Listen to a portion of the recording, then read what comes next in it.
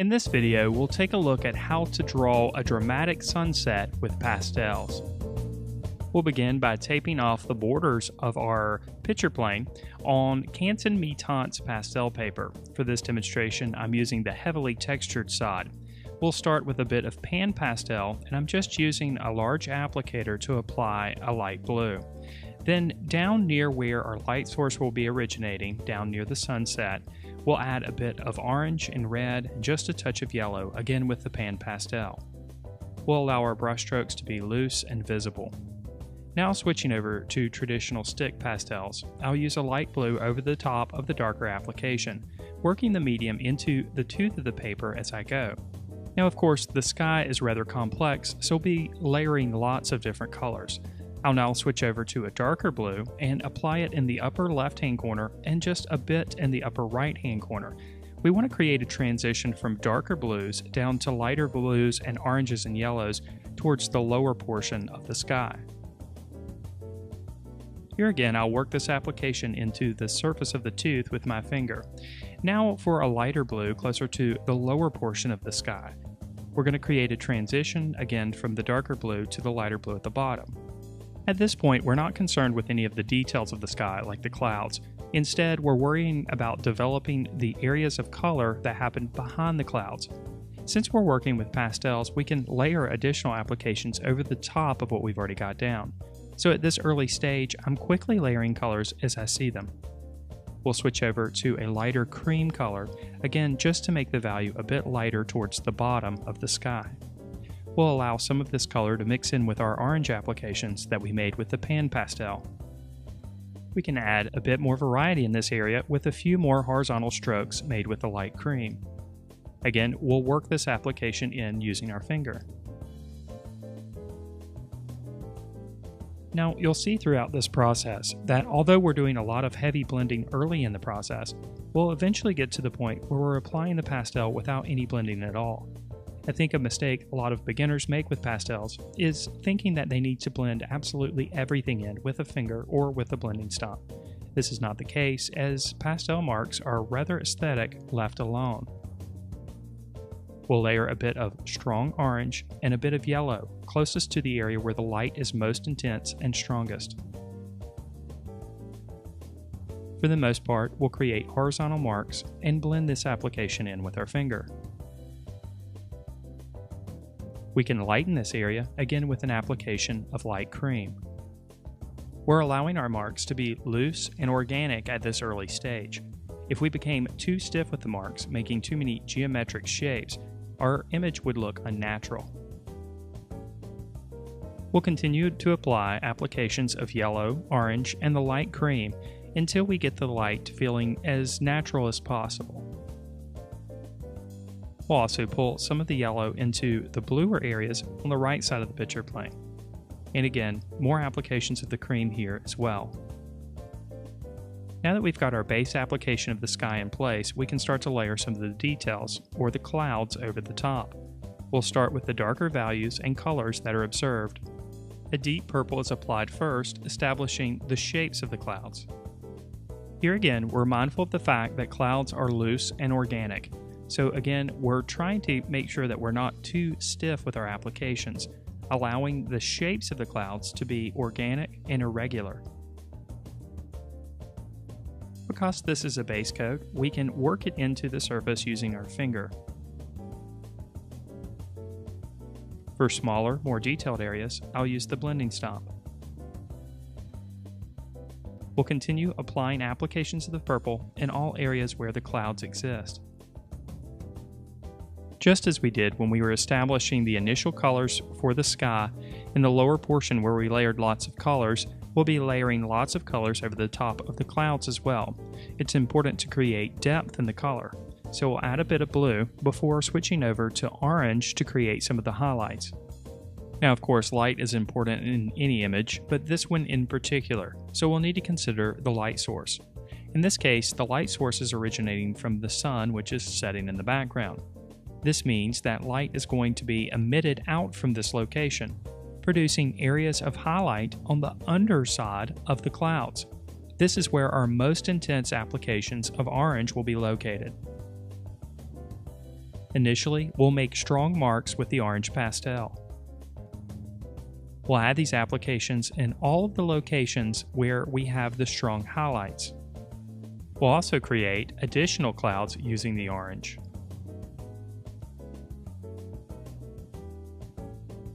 To create a little bit of a transition between the orange and the purple, we'll use a very light purple nestled right next to the orange applications. We'll make some of the lighter diagonal clouds on the right side of the picture plane a bit more visible with this color as well.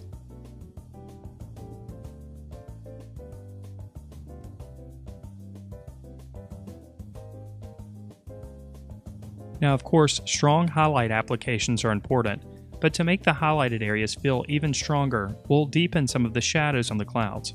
We'll use a dark gray for this application and work the material in using our finger.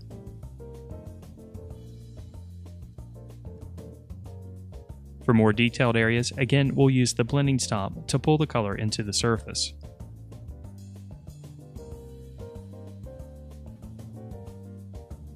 Now, with just a very limited touch of white, we'll increase some of the highlights on the cloud on the far lower portion of the picture plane.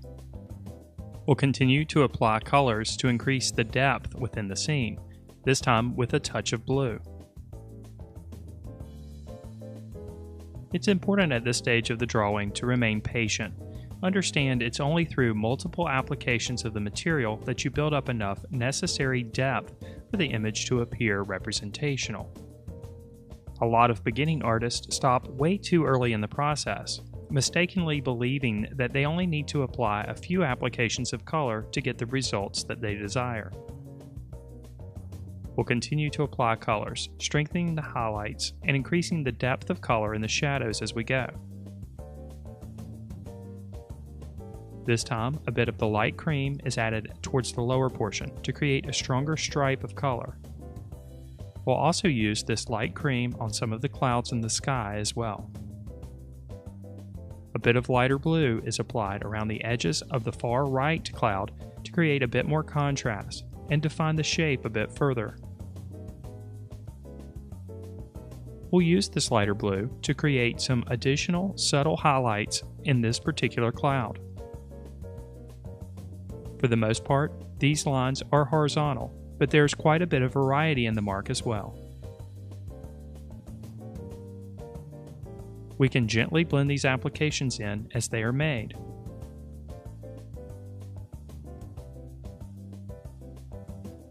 We can define the shapes of the clouds even further with a more precise touch using the blending stomp. And then a bit of light orange is added to create a few smaller clouds that exist in between the larger shapes.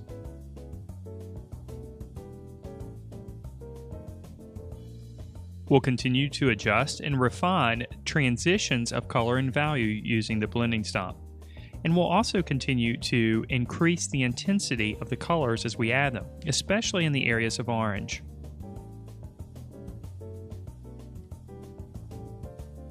Then it's back to the cloud on the lower right. We'll go back with the light blue and continue to increase some of the contrast between the highlighted areas and the darker areas within this cloud. We'll create a few horizontal marks at the bottom of the cloud and gently work it in with our finger. In most circumstances, clouds that are found on the lower portion of the sky will be further away than clouds found higher up on the picture plane. For this reason, the contrast is not quite as strong in this area.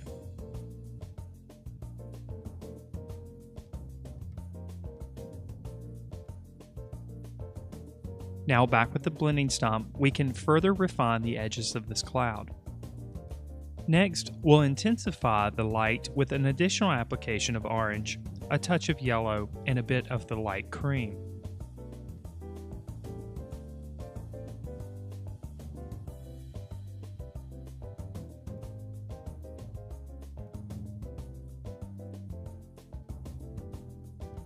Using the light cream color, we'll create a few indications of some breaks in the clouds.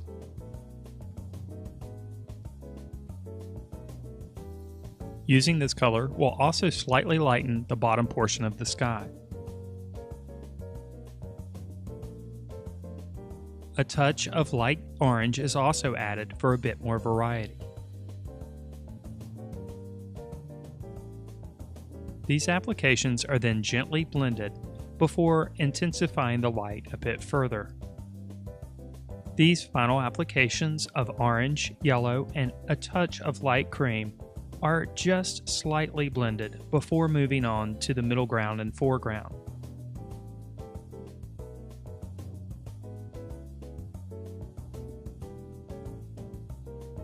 This image, of course, is all about the sky. Of course, the other elements are important as well, but the sky is really the star of the show.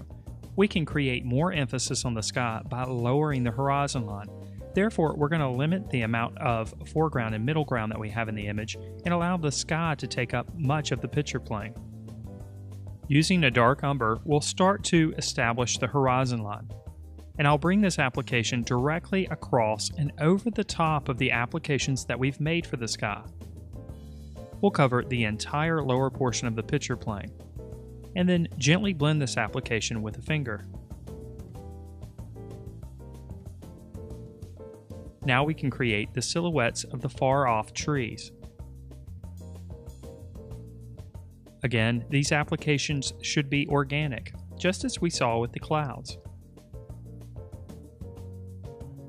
We'll add a few indications of some distant trees on the left side as well. With dark and light yellow greens, we can start to establish some of the colors. Now, of course, these colors are going to be very subdued because they are off in the distance. And remember, we don't want to take focus away from the sky. We'll concentrate on putting the lighter greens closest to the light source. So this means on each tree that we define in the distance, the lighter greens are going to be applied predominantly to the left side of the tree on the right side of the picture plane and to the right side of the trees that we see on the left side of the picture plane. We can lighten some of the values with an application of the white pastel pencil and define a few indications of some distant tree trunks. We'll continue back and forth with the dark green and the lighter yellow green.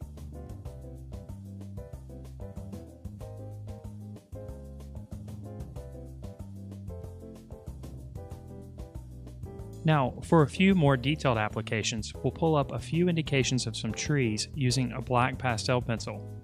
Since black is such a strong color, we'll use a very light touch. And to make this application feel a bit more natural, we'll go over the top of it with a dark green.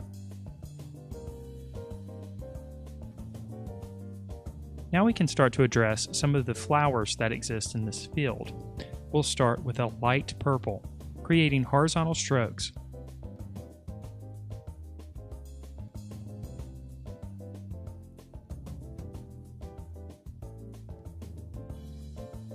We'll next switch over to a darker purple.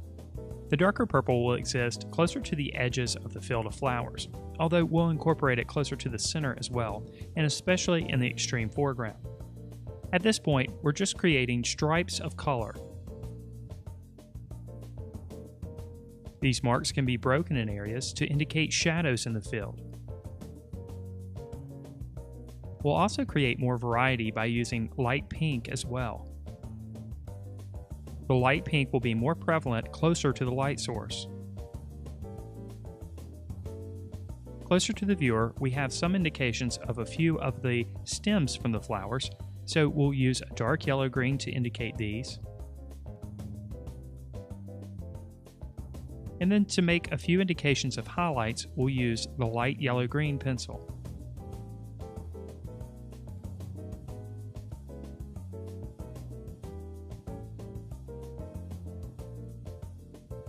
We'll incorporate the light yellow-green in a couple of areas in the field as well to create a bit more harmony and unity. And then with deliberate marks, we can indicate a few of the individual flowers closest to the viewer using the dark purple.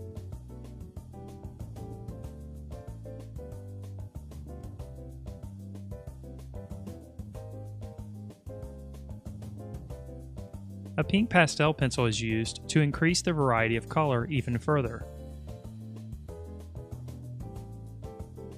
We'll use it in a couple of spots to encourage harmony and unity. Then it's back to the light purple. We'll create a few additional streaks of color. Deliberate marks are made with the light purple closest to the viewer in the extreme foreground to indicate a few of the flowers. Of course, these marks are allowed to sit on the surface without any blending at all.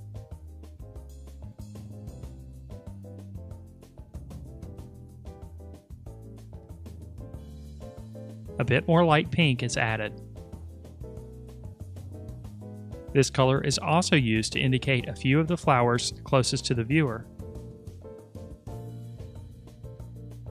Additional applications of our darker purple intensify the color a bit further.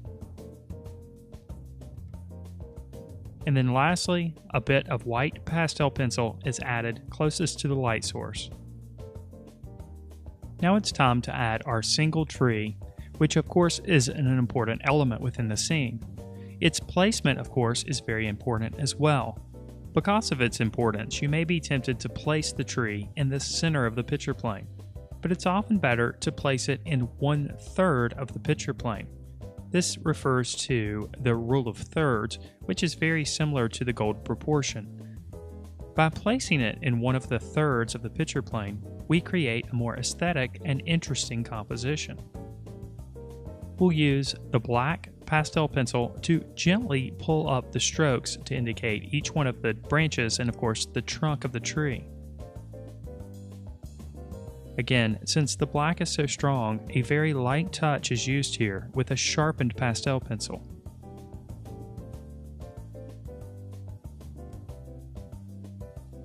Strokes are pulled outward and upward, allowing the line to taper at the end.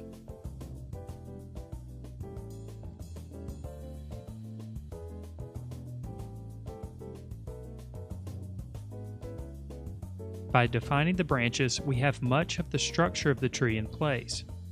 Now, making small circular strokes, we can define the leaves on the trees. We'll stick with the black pastel pencil, again making very light marks. We'll allow for some breaks in the leaves, allowing the sky to show through.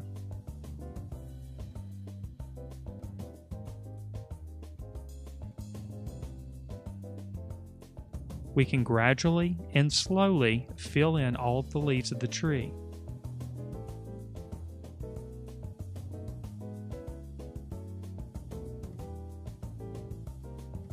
In some areas, we'll allow the applications made with the black pastel pencil to become a bit stronger and more intense.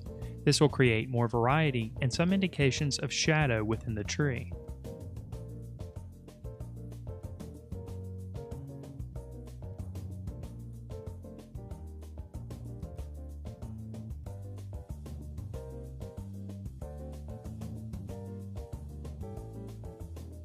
Now, with a light yellow-green, we can start to define some of the highlights on the tree.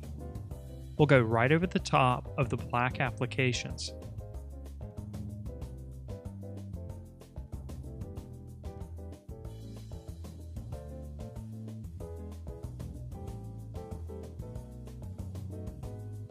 We can intensify the shadows with an additional application of the black pastel pencil. Then, to create the illusion of a bit of glow coming from the light source, we'll go back with an orange pastel pencil and overlap a few of the areas of the trunk closest to the horizon.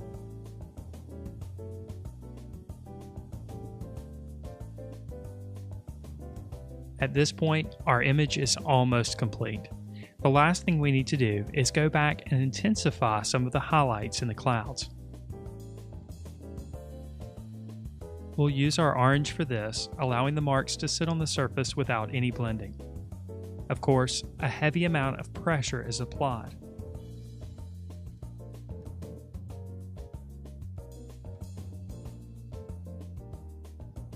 We'll also use the light cream just to make a small adjustment to the small clouds on the left side of the picture plane.